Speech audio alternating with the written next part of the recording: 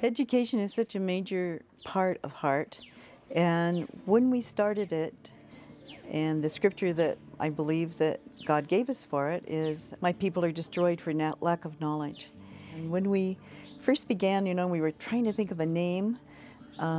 We decided that our name would be Health Education Africa Resource Team, and Heart would be the acronym.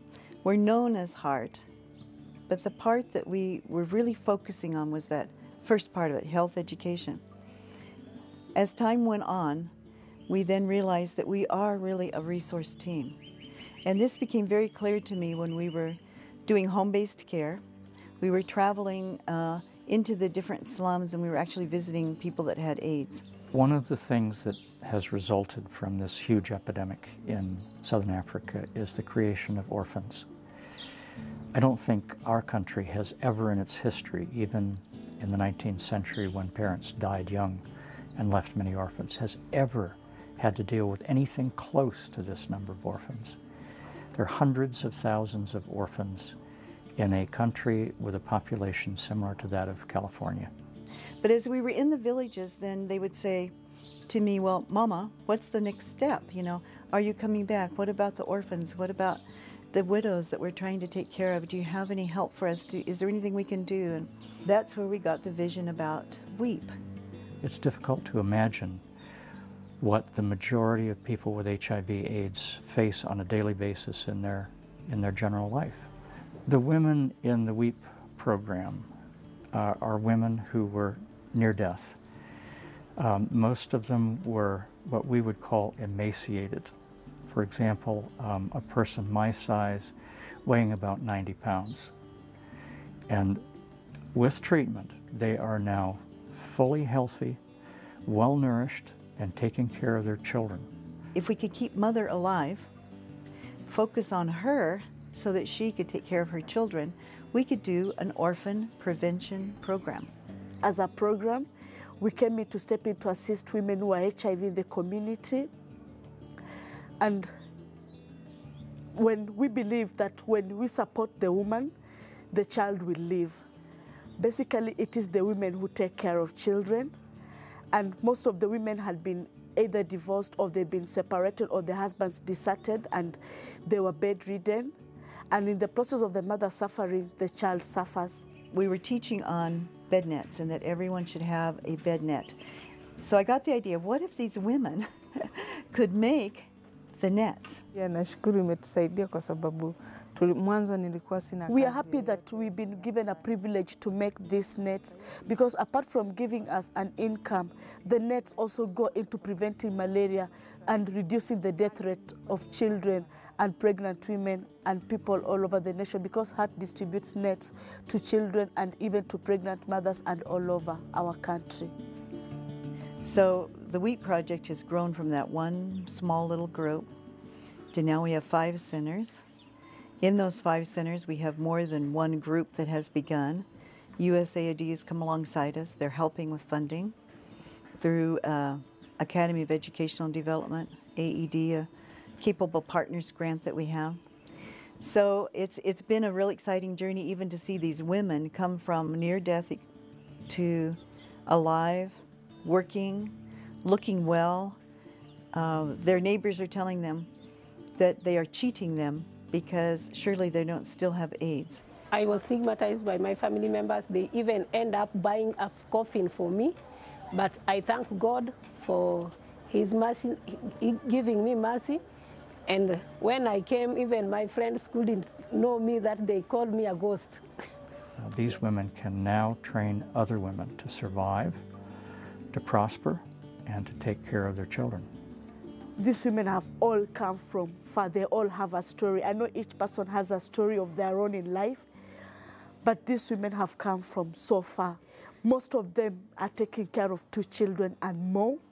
Some are taking care of their foster children because their sisters passed away, their brothers passed away, and the children were left without anyone.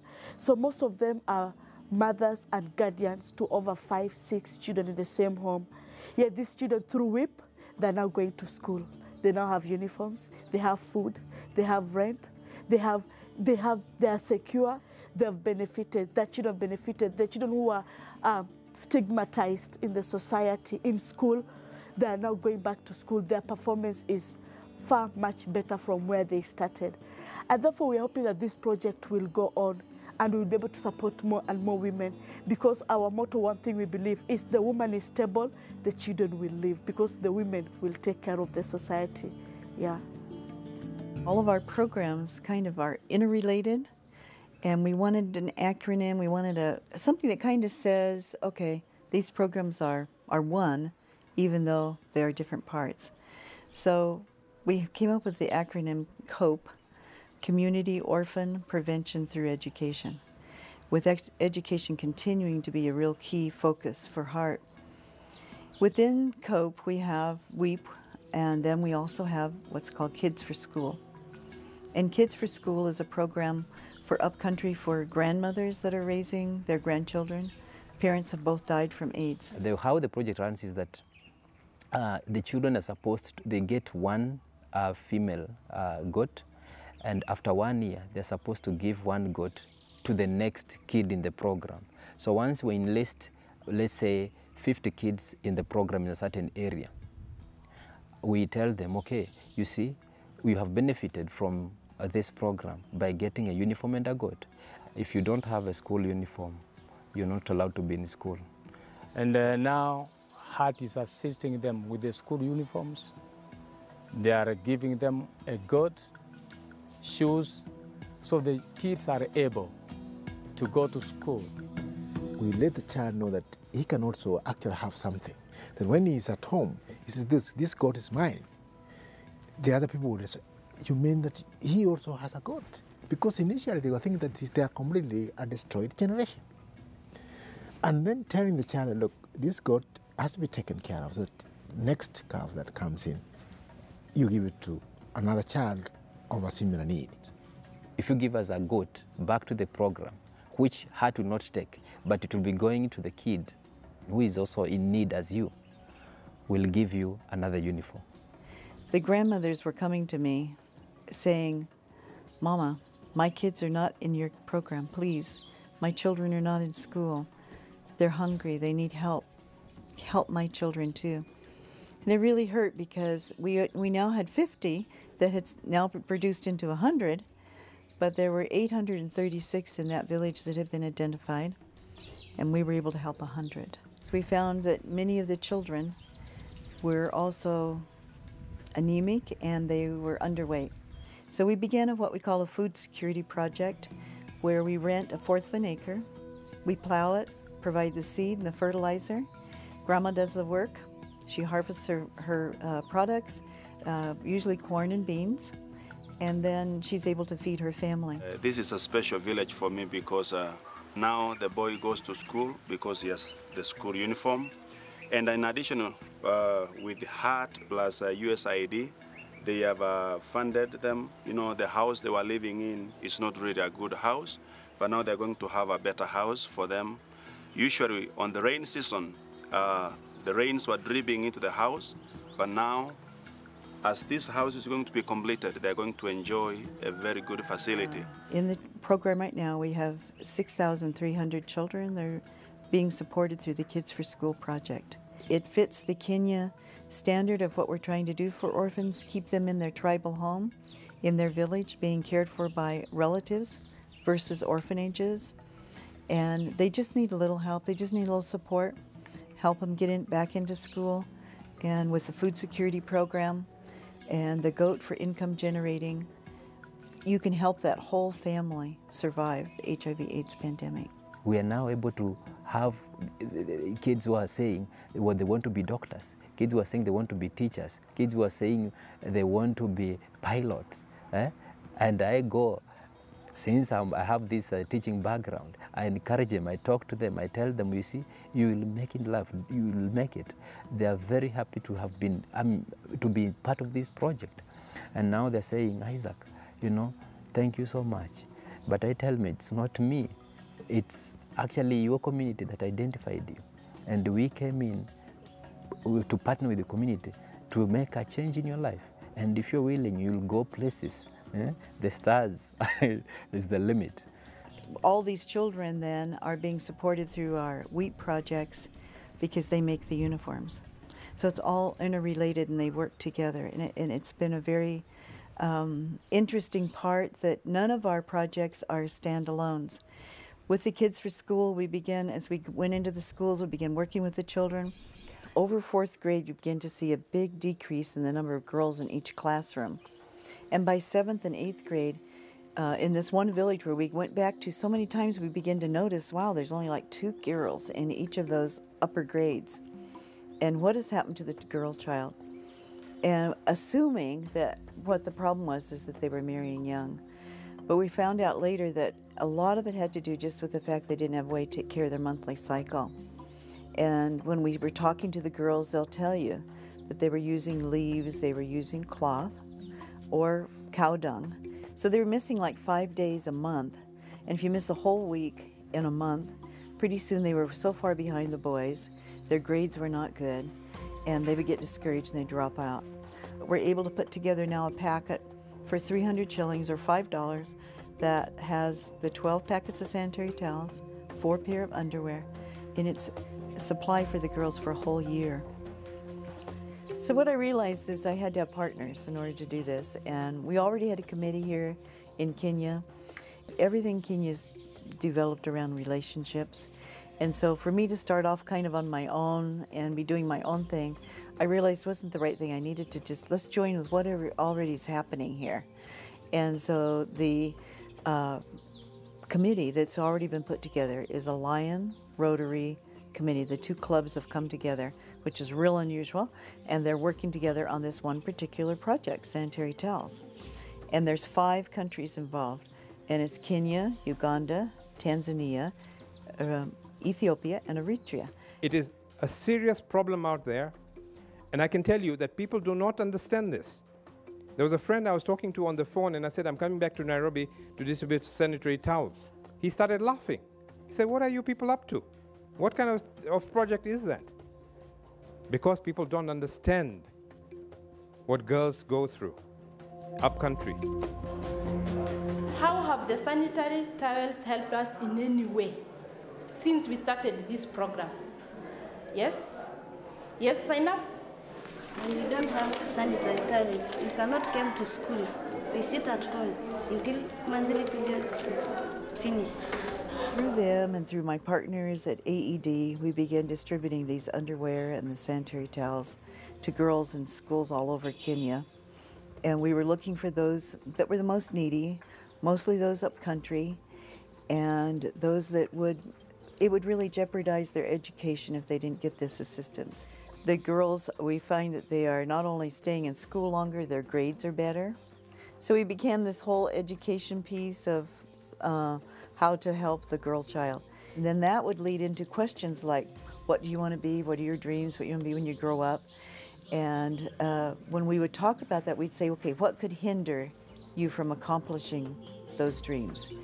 And they always came up with themselves, STDs, HIV, early pregnancy. So when we went back and visited a Maasai village where we had given out the sanitary towels and we'd done the education and everything, they had written a poem about themselves and about the empowerment that they were feeling of going on to school and the things that they could do now. I wish I can make it. My dreams to become true. Or becoming a doctor. Yes, a doctor. A doctor out of a Maasai girl. With this the Lord will change. Help, help. Lift me up where all tribes are. Come and join us. Let's make the best out of humanity.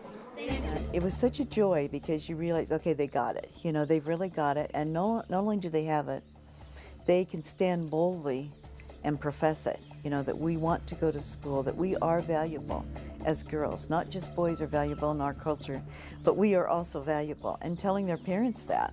It is not a one-year project, it's not a 10-year project. It seems like it's a very long project, and we need all the support possible to keep it going. And I will request everyone that please, after we leave this place, try and see whenever you can, to donate some money towards this campaign, because it is a campaign which not many people want to talk about because of obvious reasons, but it is making a difference. And I think it is something that we must carry through and through for many years to come.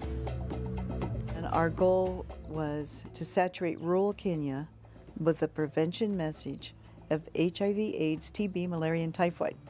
That was our goal. We found that we had different spokes coming off. We got the Kids for School, we have the Girl Child, we have the Wheat Project, we've done water projects, and yet it's the heart teams that are keeping it rolling because they're coming and bringing their resources and helping it going. Then we've had Seroptimus teams coming, and the Rotary, and the various different kinds of groups that are coming. Medical teams, and they're not always associated with a church. This is now my 9th or 10th trip. I've lost track. And I actually retired partially to continue this work because it's so rewarding and because there's such a huge need here for HIV expertise. And whether it's you have skills in computers, you're a mechanic, you're a carpenter, whatever it is, we need it. It didn't matter that I was not a professional medical person because my camera came in handy very much. They were glad to have someone that was there to record what was happening and what they were doing. We just got right down on the ground and treated those patients, and it was just like an ER right there on the grass. And it was fantastic to get right in there with a camera. I wanted to come to Kenya, but for 4 or 5 years I couldn't do it. But I can pray. And so I prayed for heart. I prayed for the ministry here, for the people, as well as to give financially. And some, you know, I never had a lot of money, and still don't. But you can, what little you have really goes a long way here. And we started having annual heart dinners. And at one of those heart dinners, I had a Kenyan physician that was working at UC Davis come up to me afterwards, and she said, "Vicki, you've done so well at showing the needs in Kenya and how you're addressing them.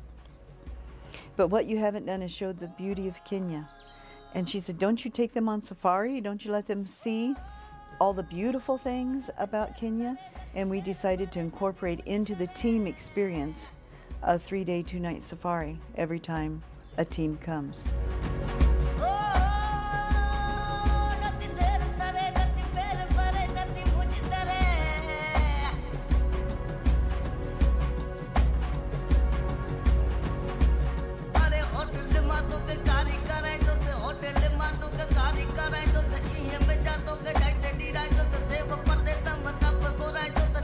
I've had so many people say that I've done more in 2 weeks to help a larger number of people than I've done all year long.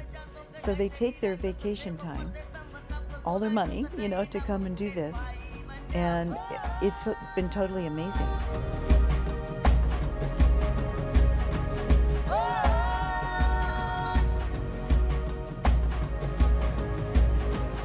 What I love about Heart is that the way Heart empowers the Kenyan people to help themselves for sustainability, that if Heart ceased to exist, the Kenyan people don't. They can continue on with what they've been taught.